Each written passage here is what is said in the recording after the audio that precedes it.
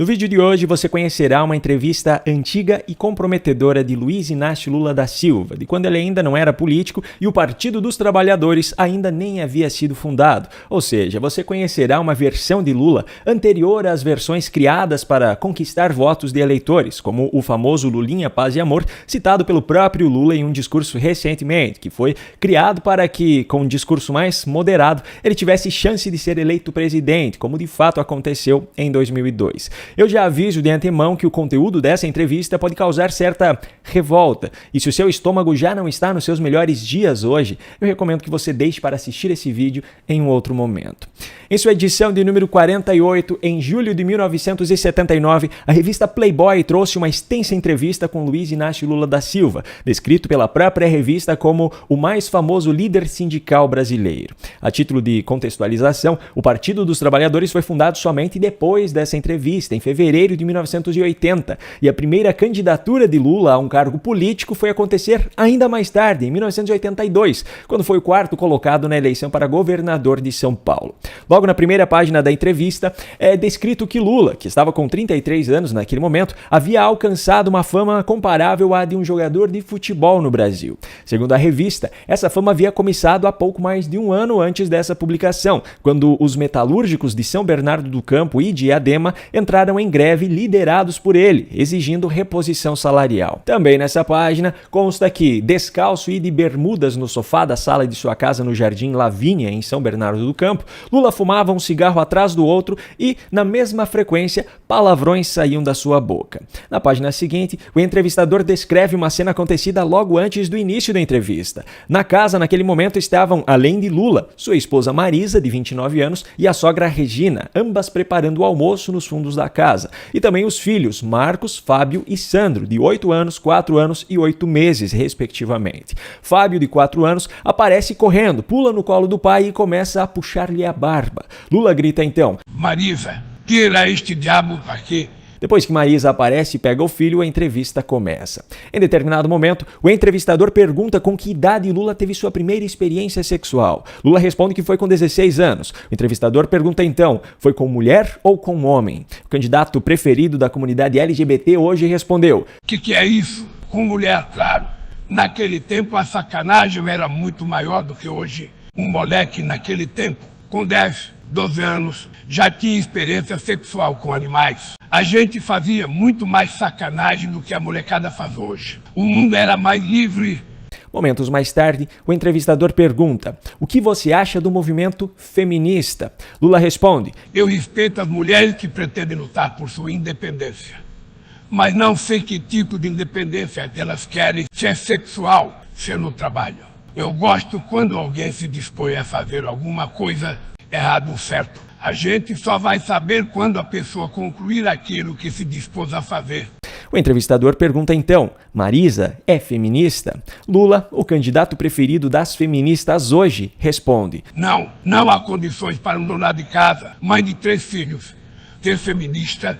Ainda na mesma página, o entrevistador pergunta: você se expressa bem, fala com clareza, você lê? Lula, o candidato preferido de boa parte da comunidade acadêmica hoje, responde: eu leio jornais e converso muito. Aprendo com o dia a dia, em contato com os problemas que a gente enfrenta. Eu ganho muitos livros, mas sou preguiçoso para ler. Quando muito, leio o prefácio. Deixo para depois e acabo não lendo. Outra coisa que me chamou muito a atenção nessa entrevista foi quando a pergunta foi em relação ao salário mínimo vigente naquele momento. A resposta de Lula foi a seguinte: não dá para sustentar trabalhador algum. Eu gostaria que um ministro desses, da área econômica ou do trabalho, tentasse passar pelo menos um mês com o salário mínimo. Seria muito engraçado. Neste ponto eu concordo totalmente com Lula. Inclusive acredito que seria um bom desafio hoje também. Que tal se Lula, como presidente, Haddad, o ministro da Fazenda, e Marinho, o ministro do Trabalho, passassem um mês sobrevivendo apenas com o salário mínimo, em vez dos mais de R$40 mil mensais da sua atual folha de pagamentos? Isso sem falar nas mordomias que vão muito além do salário. Lula, por exemplo, tem mais de 70 funcionários à sua disposição no Palácio da Alvorada. São garçons, cozinheiros, cozinheiros, camareiras, motoristas e outros profissionais que se revezam em turnos para que Lula e Janja não passem nenhum minuto sem desfrutarem de uma estrutura digna de bilionários. Enfim, voltemos à entrevista, pois as piores partes ainda estão por vir. Quando perguntado sobre alguma figura de renome que tenha lhe inspirado, Lula citou inicialmente Tiradentes e Mahatma Gandhi, mas ainda nessa mesma resposta trouxe o nome de Che Guevara.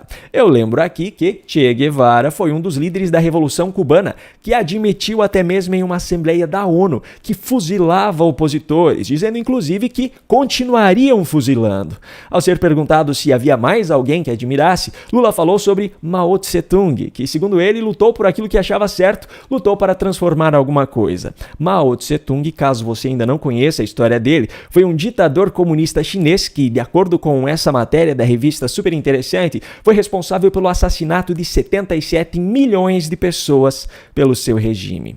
Essa mesma matéria da Super Interessante, que listou os ditadores mais assassinos da história, trouxe em segundo lugar Stalin, responsável por 43 milhões de assassinatos, e em terceiro lugar Hitler, que carrega a culpa pela morte de 20 milhões de pessoas. E adivinha quem foi citado por Lula nessa entrevista como outra pessoa dentre as que ele admira? Pois é, logo após citar Mao Tse-tung, Lula disse: por exemplo, Hitler diz no errado que é aquilo que eu admiro no homem, o fogo de se propor a fazer alguma coisa e tentar fazer. O entrevistador pergunta então: quer dizer que você admira o Adolfo? Lula respondeu: não, que o que eu admiro é a disposição, a força, a dedicação. É diferente de admirar as ideias dele, a ideologia dele. Francamente, essa justificativa piorou ainda mais a situação, pois ideologia todos os seres humanos têm, errado ou certo, todos têm sua própria visão sobre como o mundo deveria ser e como a sociedade deveria funcionar. Hitler tinha a sua própria visão, mas foi justamente o fogo, a disposição, a força e a dedicação que Lula diz admirar nele que o fizeram ser um dos ditadores mais cruéis da história da humanidade. Foi esse fogo e essa força que fizeram com que ele impusesse sua ideologia de forma tirana e cruel, levando milhões de pessoas à morte. A ideologia de Lula, por sinal, não é tão diferente da ideologia de Hitler. O pensamento de que um determinado grupo da sociedade é responsável por todos os problemas enfrentados pelas pessoas. Para Hitler, o grande problema estava principalmente nos judeus. Lula, por décadas, atacou o que ele chamava de elite dirigente brasileira, só que nos últimos anos seus ataques passaram a ser a um grupo mais específico, aquilo que ele e os militantes de esquerda chamam de extrema-direita e o que dentro do Brasil eles atribuem ao bolsonarismo. Para que Lula entre nessa lista da revista Super Interessante, falta apenas o mesmo fogo, disposição e força que ele disse admirar em outros ditadores. Bom, ainda dentro desse assunto, na entrevista, Lula foi questionado sobre exemplos vivos de líderes que ele admira. Ele citou então o nome de outros ditadores, Fidel Castro, o que não é nenhuma surpresa, tendo em vista que ele e Fidel, além de parceiros políticos, criaram juntos a reunião que deu origem ao Foro de São Paulo, e citou ainda o nome do iraniano Khomeini. Ao ser confrontado sobre o fato de que todos os nomes citados por ele foram de pessoas responsáveis por derrubar governos de forma pacífica ou violenta, Lula respondeu que isso não era uma coincidência. E sobre os métodos violentos, ele disse: a gente nunca deve provocar agressividade. A gente só deve reagir se for preciso. Também não tem aquela de dar a cara pro nego dar tapa e depois oferecer o outro lado. A gente deve empregar métodos pacíficos enquanto o adversário não abusar da nossa paciência.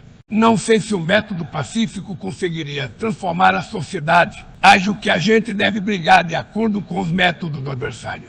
Sou a favor da paz enquanto houver chance de conseguir alguma coisa pacificamente. Agora eu pergunto a você, o que você entende com a frase "sou a favor da paz enquanto houver chance de conseguir alguma coisa pacificamente"? Pois é, o mesmo cara que disse isso em 1979, hoje diz querer pacificar o Brasil, enquanto adota posicionamentos muito controversos em relação a conflitos internacionais. Quer dizer, controversos em relação ao que ele diz hoje, mas coerentes com o Lula de 1979. Enfim, ainda na entrevista, Lula foi perguntado sobre as críticas de empresários a ele, com citação inclusive de um em específico que falou em uma reunião que Lula era um grande filho da p***. O entrevistador quis saber se Lula não ficava triste sabendo que havia pessoas que não gostavam dele. Lula respondeu o seguinte: não, quando o empresário eu fico até contente. Ficaria chateado se o empresário achasse que eu era um cara maravilhoso, que não fazia mal nenhum a ele. Fico satisfeito quando o empresário me chama de filho da é sinal de que a gente está fazendo alguma coisa pelos trabalhadores da fábrica dele. Pois é, Lula hoje mudou o discurso, mas não o seu modo de pensar. Enquanto fala na importância da geração de empregos, defende políticas de governo que dificultam cada vez mais o empreendedorismo no Brasil, como se empregos caíssem do céu. Agora, eu quero saber de você, que assistiu até aqui. A que conclusão você chegou diante das respostas de Lula nessa entrevista? Você acha que o Lula de 2024, político, em seu terceiro mandato como presidente da República, mudou muito em relação ao Lula de 1979, antes da política e do PT? Me conta aqui nos comentários. E por falar no Lula de 2024, uma das narrativas que ele tem repetido nesse ano é a de que o Brasil não possui inteligência artificial desenvolvida aqui no país, o que é mentira, como eu já provei para você em outros vídeos. O Brasil tem sim sistemas de IA desenvolvidos por empresas privadas ou dentro de universidades públicas e, além disso, tem também versões em português de sistemas desenvolvidos em outros países. O ChatGPT, o mais famoso deles, garante hoje que qualquer cidadão tenha na palma da mão uma ferramenta capaz de entregar praticamente qualquer coisa em questão de segundos. De pesquisas detalhadas a respeito de um assunto à criação de cardápios personalizados para o usuário, com as receitas de cada um dos pratos selecionados, inclusive. De artigos ou trabalhos acadêmicos completos a preparação para entrevistas de emprego ou apresentações, de desenvolvimento de códigos de programação sem que o usuário precise ter qualquer conhecimento nisso, a criação de imagens de acordo com a descrição solicitada pelo usuário. As possibilidades são realmente infinitas. Tudo que você precisa é saber como perguntar ao chat, saber como tirar o melhor proveito dele. Eu aprendi a fazer tudo isso quando assisti às aulas de um curso e eu deixo ele aqui como recomendação para você também. Na descrição do vídeo você encontrará o link para ter acesso a ele com um preço promocional e ainda com um desconto exclusivo de 25% para quem acompanha o meu conteúdo. Além da minha recomendação, de quem assistiu às aulas e colocou em prática esse aprendizado, você terá 7 dias de garantia para que, caso não fique satisfeito com as aulas, possa solicitar reembolso integral. E eu ainda deixo o meu endereço de e-mail aqui na descrição para que você entre em contato comigo caso tenha qualquer problema. No canto da sua tela aparecerão agora recomendações de outros vídeos aqui do canal para que você os assista caso ainda não tenha feito. Se você gostou desse conteúdo e quer receber os novos vídeos aqui do canal, se inscreva e ative o sininho de notificações. Essa é a única forma de garantir que o YouTube teoricamente entregará a você esses novos conteúdos. Um grande abraço e até o próximo vídeo.